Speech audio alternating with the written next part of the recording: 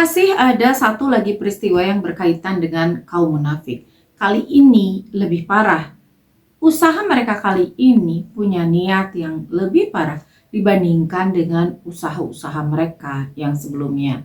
Kali ini mereka jelas-jelas ingin mencelakai Rasulullah SAW, dan kecelakaan itu diniatkan memang untuk menghilangkan nyawa Rasulullah SAW yang mulia. Mereka melakukan segala daya upaya, mereka berpikir, berembuk, mencari cara bagaimana agar Rasulullah SAW masuk ke dalam perangkap mereka. Yang mengejutkan, kali ini Rasulullah SAW mengikuti apa yang mereka inginkan. Padahal Rasulullah SAW tahu bahwa niat orang-orang munafik ini hendak mencelakai beliau. Lalu, mengapa Rasulullah SAW mengikuti skenario mereka dan apa sebenarnya yang mereka rencanakan? Akan kita bahas di video kali ini.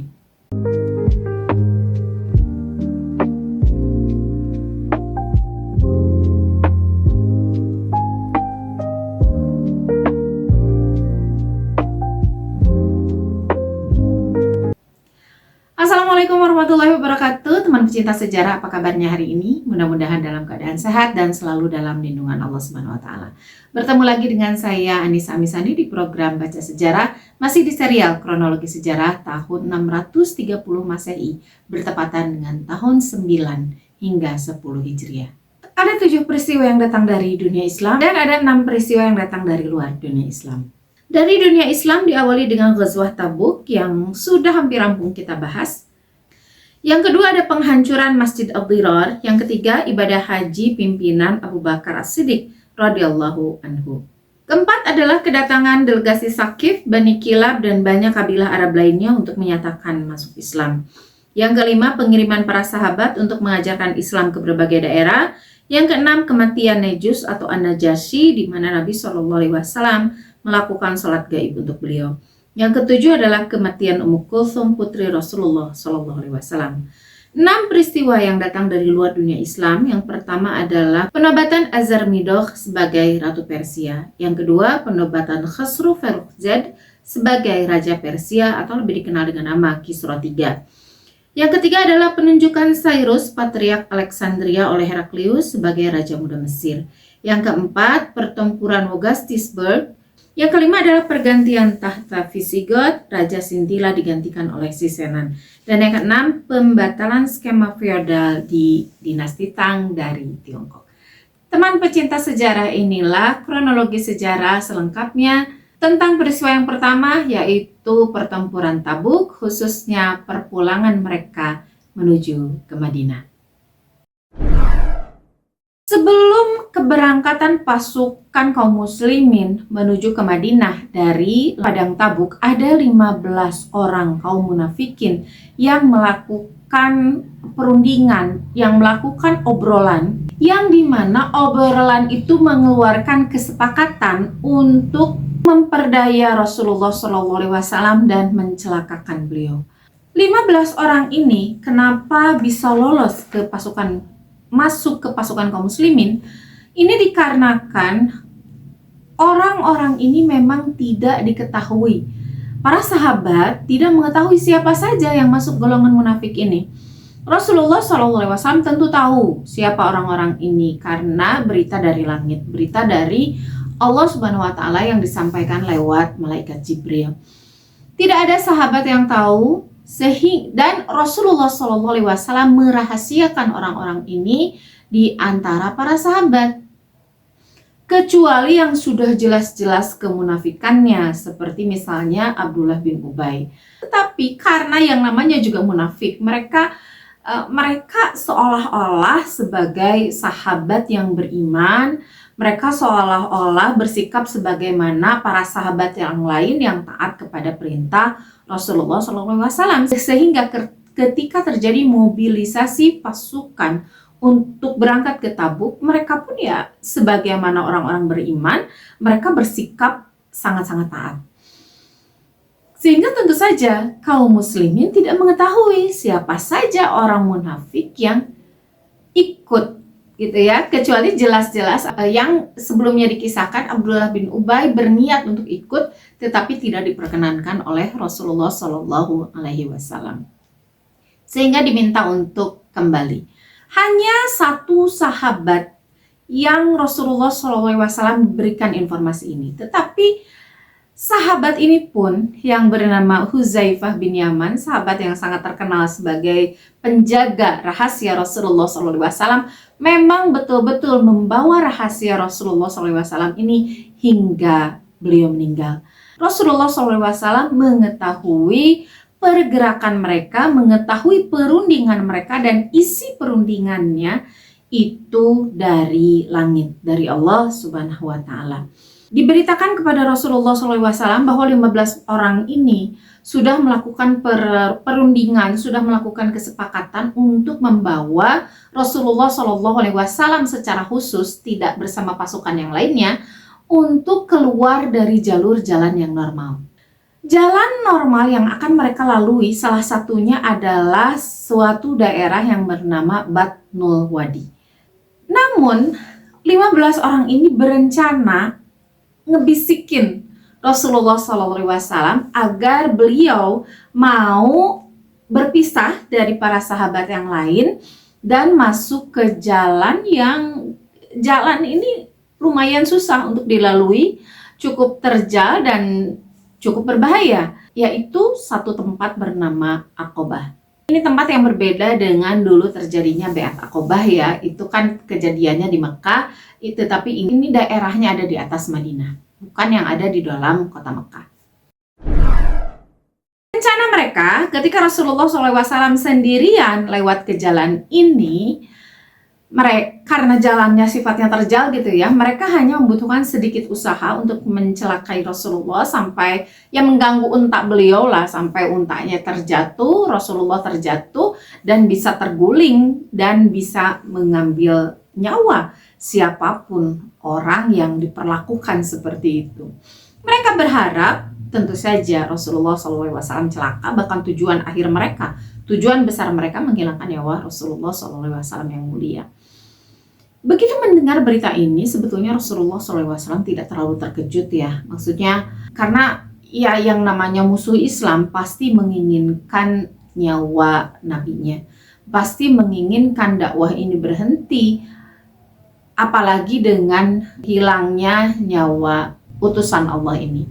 Hanya saja Rasulullah SAW pada waktu itu berencana untuk mengikuti keinginan mereka, ingin memperlihatkan kepada mereka bahwa sekuat apapun mereka berusaha, Allah Subhanahu wa Ta'ala akan melindungi nabinya.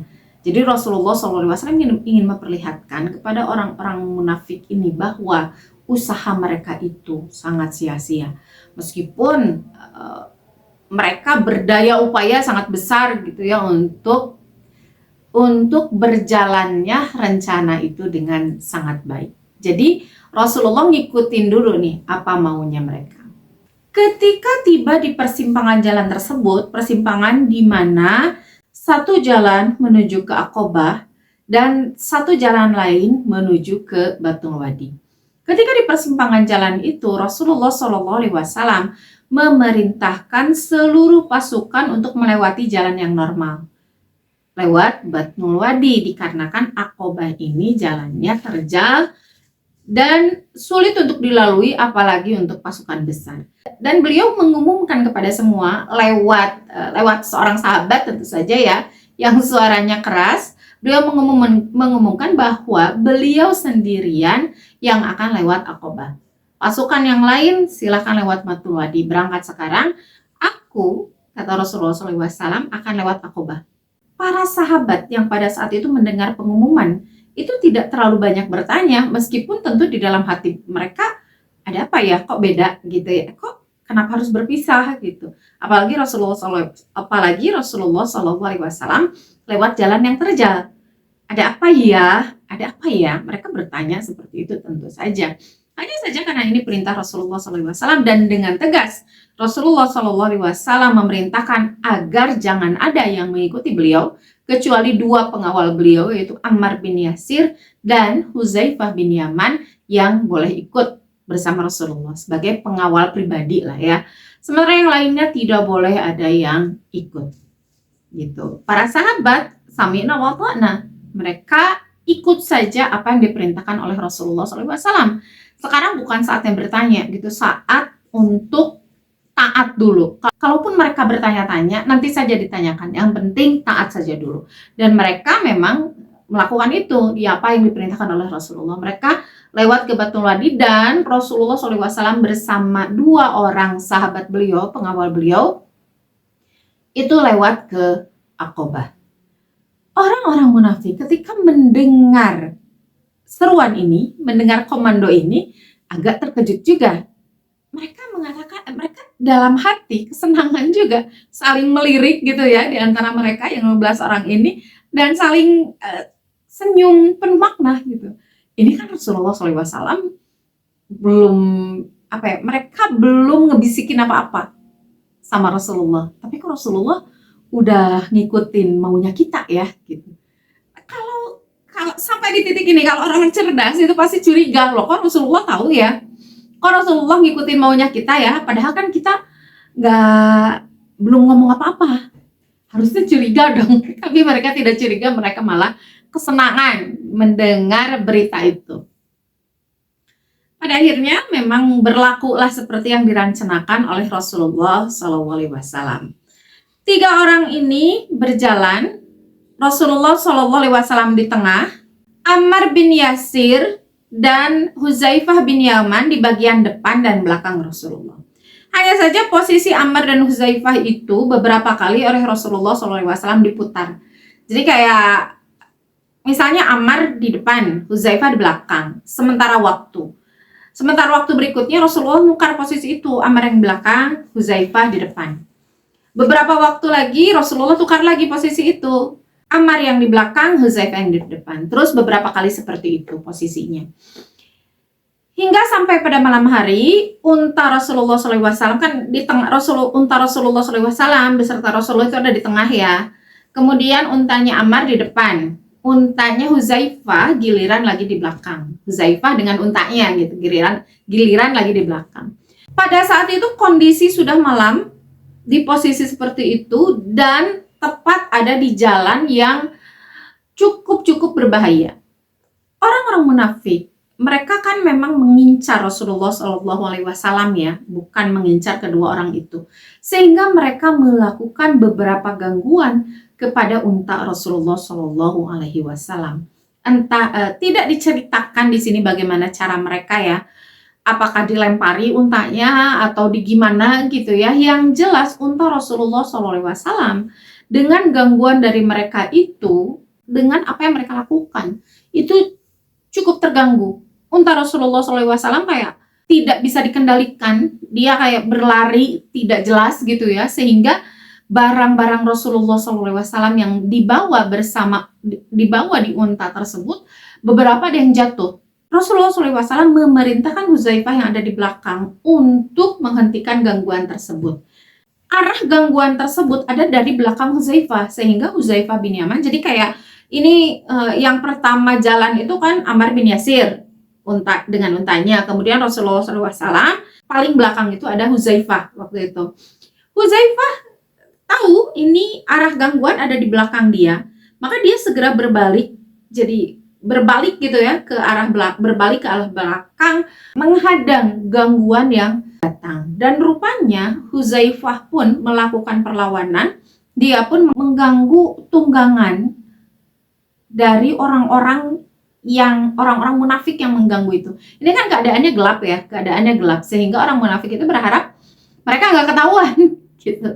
Rupa-rupanya Huzaifah tahu dan diganggu pula tunggangan mereka, sehingga tunggangan mereka pun terganggu dan mereka sadar, oh ini Rasulullah SAW tahu apa yang kita lakukan. Jadi tunggangan mereka panik, mereka juga panik karena mereka akhirnya sadar rencana mereka itu sudah diketahui oleh Rasulullah SAW, sehingga mereka berlari ke belakang dan menyusul para sahabat yang lewat Batnul Wadi. Jadi balik lagi ke belakang gitu, kemudian ikut ke pasukan yang lewat jalan normal, keluar dari Aqabah, ikut ke Batnul Wadi gitu ya. Jadi seolah-olah mereka itu dari awal memang ikut ke sana, nggak ikut ke Aqabah, nggak ikut bersama Rasulullah SAW. Kemudian pada akhirnya hilanglah gangguan itu. Rasulullah SAW tentu saja dilindungi oleh Allah Subhanahu Wa Taala, selamat keluar dari Aqabah pada pagi harinya, menjelang pagi hari. Dan akhirnya Rasulullah SAW di malam itu juga selamat keluar dari Aqabah tanpa mendapat gangguan lagi setelahnya.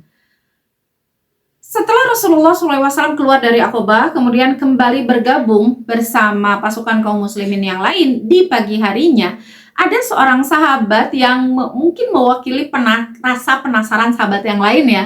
Sahabat ini yang bernama Usaid bin Hudzair dari golongan Ansar radhiyallahu anhu, beliau bertanya, mendekat kepada Rasulullah SAW, kemudian nanya, penasaran, wahai Rasulullah, kenapa kemarin itu engkau berpisah dari kami? Sebenarnya ada apa? Apa yang terjadi? Sahabat ini curiga, ini ada sesuatu nih. Cuman apa? Apakah boleh tahu nggak gitu? Boleh tahu nggak? Ada apa sebetulnya? Kemudian Rasulullah SAW menjawab dan tidak menutupi kecuali nama orang-orangnya ya, tapi usaha yang dilakukan oleh orang munafik itu beliau ceritakan kepada Usaid bin Hudzair. Beliau bersabda, apakah kamu mengerti apa yang dikehendaki oleh orang-orang munafik? Kalimat pembukanya seperti itu, lalu Rasulullah SAW menceritakan apa yang terjadi. Usaid bin Hudzair sebagai seorang sahabat yang ada di circle terdekatnya Rasulullah SAW tentu sangat terkejut mendengar berita itu. Kemudian ia berkata kepada Rasulullah SAW, wahai Rasulullah, orang-orang telah berhenti dan berkumpul. Maka tiap-tiap kaum telah bersedia hendak membunuh orang-orang yang bercita-cita hendak membunuh engkau. Karena itu, dapatkah kiranya engkau menyebutkan nama-nama mereka itu kepadaku? Demi zat yang mengutus engkau dengan kebenaran, sesungguhnya aku akan terus mengejar mereka hingga aku datang kepada engkau dengan membawa kepala mereka masing-masing. Usaid bin Hudzair tentu sangat kesal mendengar hal itu. Entah siapa, apakah mau dari golongan Ansor, dari golongan Muhajirin, yang jelas orang-orang munafik ini sudah berniat jahat, meskipun ya tentu saja tidak terlaksana niat jahat mereka.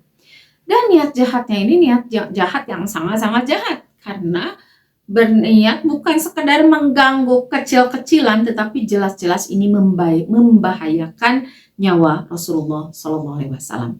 Sehingga yang dilakukan tentu hukuman untuk orang-orang seperti ini adalah eksekusi mati. Dan inilah yang dimintakan oleh Usaid bin Hudzair, bahwa orang-orang seperti ini nggak boleh dibiarkan. Ini harus dieksekusi, wahai Rasulullah, harus dihukum, tinggal beritahukan kepada kami siapa saja. Pasti kami dari golongan manapun ia yang seharusnya harus dieksekusi mereka. Namun Rasulullah SAW menjawab di sini, sesungguhnya aku tidak suka jika sampai banyak orang berkata bahwa Muhammad berperang dengan bantuan suatu kaum, sehingga tatkala Allah telah memberi kemenangan kepadanya disebabkan mereka, ia menghadapkan atas mereka itu dengan membunuh mereka. Usaid berkata, ya Rasulullah, mereka itu bukan para sahabat. Namun waktu itu Rasulullah SAW tetap menolak keinginan dari Usaid bin Hudzair. Jika saja yang bicara dengan Rasulullah SAW, siapapun ya, bukan hanya Usaid bin Hudzair, semua sahabat pasti bersepakat dengan Usaid bin Hudzair bahwa orang-orang ini, yang 15 orang ini memang harus dieksekusi. Siapapun mereka, yang jelas mereka adalah orang-orang munafik, orang-orang yang jahat. Namun Rasulullah SAW, alasan beliau itu sangat jelas. Meskipun mereka berbuat jahat, mereka dari golongan kaum muslimin. Maksudnya, dilihat dari luar mereka itu muslimin, mereka itu sahabat. Dilihat dari luar mereka itu sholat sebagaimana kaum muslimin. Mereka berjihad sebagaimana kaum muslimin. Sehingga kalau mereka dihukum, maka berita yang tersebar keluar adalah Rasulullah SAW telah membunuh para sahabatnya sendiri. Dan ini akan merusak citra, merusak nama Islamnya sendiri yang dibawa oleh Rasulullah SAW. Dan kekhawatiran beliau ini tentu sangat-sangat beralasan. Ini Kalau terjadi gitu ya, hal ini akan jadi makanan empuk bagi orang-orang munafik lain sehingga semakin digembar-gemborkan tanpa tahu alasan yang sebenarnya, semakin digembar-gemborkan semakin sengaja untuk terus digoreng gitu ya berita ini dan dijadikan bahan menjelekkan kaum muslimin, menjelekkan Rasulullah SAW, menjelekkan Islam. Dan tentu ini hal yang sangat tidak diinginkan oleh Rasulullah SAW. Ini kita bisa lihat ya bagaimana Rasulullah SAW begitu cerdas bisa memprediksi apa yang akan terjadi ke depan. Kalau ini terjadi maka ke depannya akan begini. Kalau ini dilakukan maka ke depannya akan terjadi begini, begini, begini. Dan prediksi Rasulullah SAW itu bukan lagi prediksi global, tapi prediksi yang sangat detail dan kemungkinan besar memang itu yang akan terjadi. Dan prediksi ini hanya Rasulullah SAW yang bisa membaca. Sahabat lain, Usaid bin Hudzair, sebagai seorang sahabat yang utama di lingkaran Rasulullah SAW, tidak sampai membaca ke sana. Beliau ingin menegakkan hukum yang berlaku tanpa melihat sisi akibat dari dilakukannya hukuman tersebut. Nah, hanya Rasulullah SAW dengan kecerdasan yang memang hanya dimiliki oleh beliau yang bisa membaca hal ini sampai sedetail itu. Lalu apakah dibiarkan? Tentu saja tidak. Rasulullah SAW tetap mengambil satu keputusan yang pas, yaitu dengan memanggil mereka ber-15 disuruh menghadap kepada Rasulullah SAW. Dan perkumpulan ini rahasia ya, karena para sahabat itu sampai Rasulullah SAW wafat, sampai Hudzaifah bin Yaman juga wafat, itu tidak sampai tahu siapa saja orang-orang munafik. Siapa saja orang-orang munafik, baik yang di situ maupun yang di luar, yang tidak ikut. Tidak pernah tahu. Ini luar biasa ya, bagaimana Rasulullah SAW bisa melakukan hal itu. Hanya beliau dan Hudzaifah yang tahu. Bagaimana caranya di antara semua pasukan yang banyak, beliau bisa melakukan perkumpulan dengan rahasia. Orang lain tidak tahu. Dan ini hanya beliau yang bisa melakukannya. Kemudian singkatnya dikumpulkanlah orang-orang tersebut dan oleh Rasulullah SAW langsung ditanyai tentang niat mereka. Bahwa Rasulullah SAW sudah tahu bahwa mereka melakukan perundingan segala macam gitu ya, sampai berniat untuk mencelakai Rasulullah, bahkan sudah dilakukan niat tersebut. Mereka yang luar biasanya dari orang-orang munafik ini, saking mereka entah karena bodoh atau ya pura-pura saja mereka istiqomah gitu ya dengan mereka istiqomah dalam tanda kutip dengan kemunafikannya. Mereka menyangkal apa yang dikatakan oleh Rasulullah SAW. Mereka berkata, tidak wahai Rasulullah, kami tidak berniat begitu, kami tidak melakukan itu. Kami ini ikut bersama para sahabat yang ke Batnul Wadi. Kalaupun iya, kayaknya itu bukan kami deh, gitu. Bahkan mereka bersumpah tidak merasa mengatakan dan menyepakati hendak melakukan kejahatan. Ini padahal sudah jelas-jelas mereka sebetulnya juga tahu. Mereka tahu bahwa Rasulullah tahu, gitu ya, tapi mereka pura-pura tidak tahu. Belibet ya? Ya pokoknya begitulah. Sampai-sampai Allah menurunkan wahyunya ketika itu kepada Nabi Shallallahu Alaihi Wasallam yang tertera di surat At-Taubah ayat 74. Mereka, orang-orang munafik itu bersumpah dengan nama Allah bahwa mereka tidak mengatakan sesuatu yang menyakitimu. Sesungguhnya mereka telah mengucapkan perkataan kekafiran dan telah menjadi kafir sesudah Islam dan menginginkan apa yang mereka tidak dapat mencapainya. Dan mereka tidak mencela Allah dan Rasul-Nya kecuali karena Allah dan Rasul-Nya telah melimpahkan karunia-Nya kepada mereka. Maka jika mereka bertobat, itu adalah lebih baik bagi mereka. Dan jika mereka berpaling, niscaya Allah akan mengazab mereka dengan azab yang pedih di dunia dan akhirat.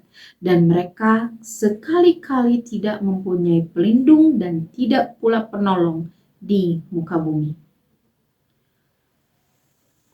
turun surat ini kepada Rasulullah SAW, dan tentu surat ini sampai kepada sahabat yang lain dan sampai juga tentu saja kepada kita.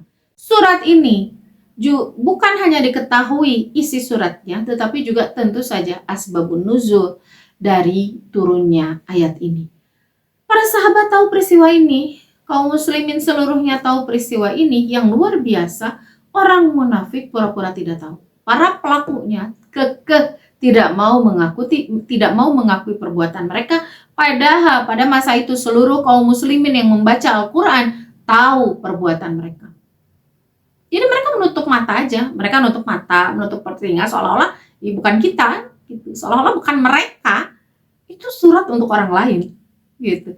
Pada mereka ya terbayang ya, sebetulnya mereka malu nggak sih ketika ketemu Rasulullah? Mereka malu nggak sih ketika ketemu Hudzaifah bin Yaman? Mereka kan Hudzaifah bin Yaman, mereka tuh apa ya yang ada di pikirannya gitu? Untuk apa?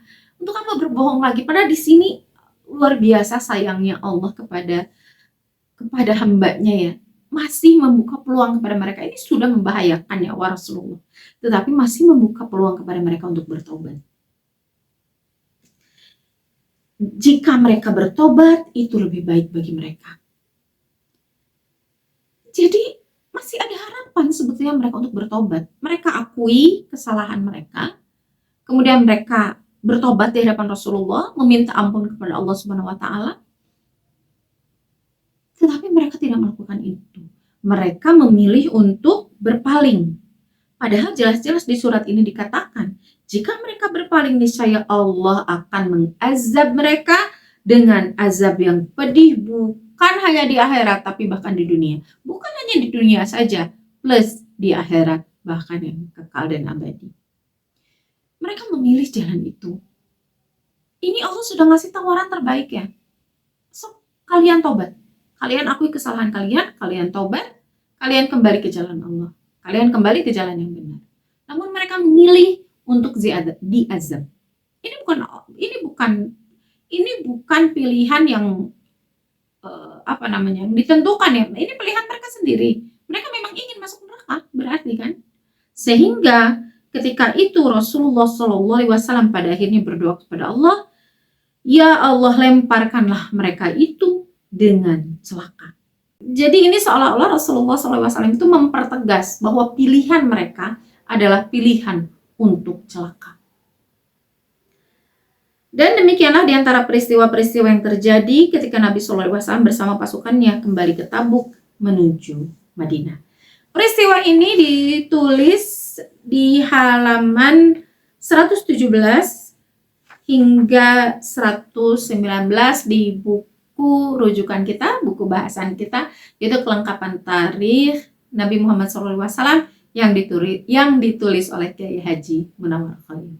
Teman pecinta sejarah, sebagai seorang muslim, sikap-sikap orang munafik yang seperti ini rasa-rasanya ada di sekitar kita.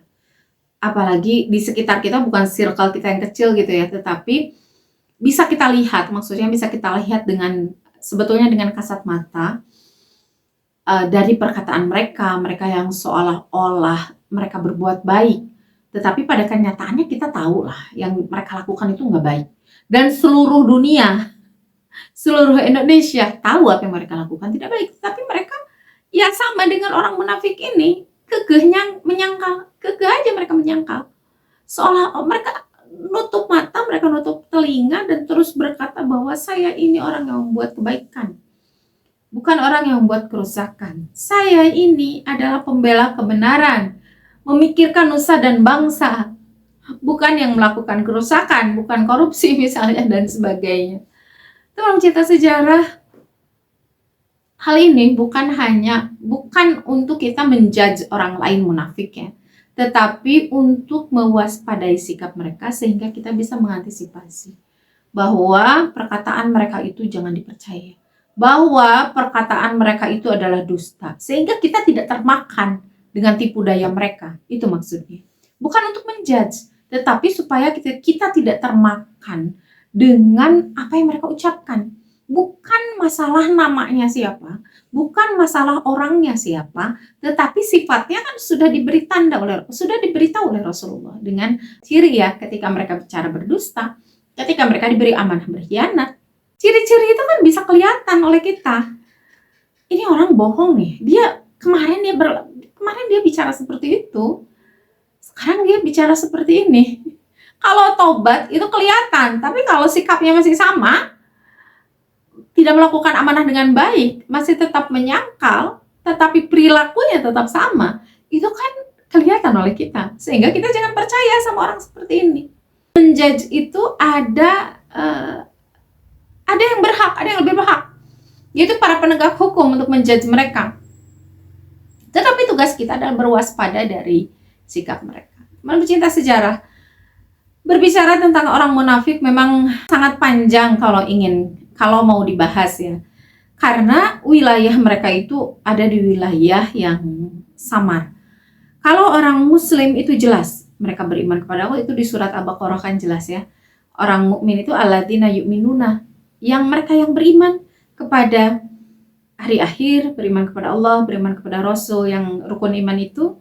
Yang kafir tidak mengimani kelima-limanya. Itu kan jelas gitu, atau tidak mengimani salah satu, maka itu kafir. Itu jelas, hitam putih jelas. Sikapnya juga jelas, menolak, mendukung. Tetapi orang munafik ini bahasanya lebih panjang. Bahasan di dalam Al-Qur'annya lebih panjang daripada menceritakan orang mukmin dan orang kafir. Karena sikap mereka yang luar biasa ya, yang seperti yang tadi diceritakan. Sampai beberapa ayat Allah Subhanahu wa taala membahas tentang mereka, bukan hanya di surat Al-Baqarah saja, tetapi juga di surat-surat lain. Seperti di surat ini, di surat At-Taubah dibahas juga tentang perilaku orang mukmin, perilaku orang munafik. Orang-orang yang hanya ditemui oleh Rasulullah SAW dan para sahabat di Madinah. Tidak pernah mereka menemui orang-orang seperti ini di Mekah. Di Mekah musuh mereka jelas, teman mereka jelas. Tetapi di Madinah ada golongan yang lain yang mereka pun, ya ini disebut kafir, mereka masih sholat. Tetapi disebut muslim juga mereka jahat pada kaum muslimin. Teman pecinta sejarah, dengan dibahasnya sirah, mudah-mudahan kita semakin waspada dengan apa yang mereka lakukan. Mudah-mudahan kita bisa mengambil hikmah. Jangan sampai kita memiliki sifat seperti yang dibahas di sirah ini. Itu saja untuk video kali ini. Kisahnya pendek saja, tetapi seperti biasa hikmahnya panjang. Dan hikmahnya itu bukan hanya satu, tapi banyak. Dan kira-kira teman pecinta sejarah, hikmah apa lagi yang bisa kita dapat dari sirah, dari peristiwa kali ini? Silahkan tulis di kolom komentar. Jangan lupa untuk subscribe bagi yang belum, kemudian like dan share agar semakin banyak orang yang mengambil manfaat dari sirah. Ya, mengambil manfaat dari sejarah, khususnya sirah Nabawiyah. Insya Allah bertemu lagi di video berikutnya. Mohon maaf atas kesalahan. Terima kasih sudah menyimak sampai akhir. Wassalamualaikum warahmatullahi wabarakatuh.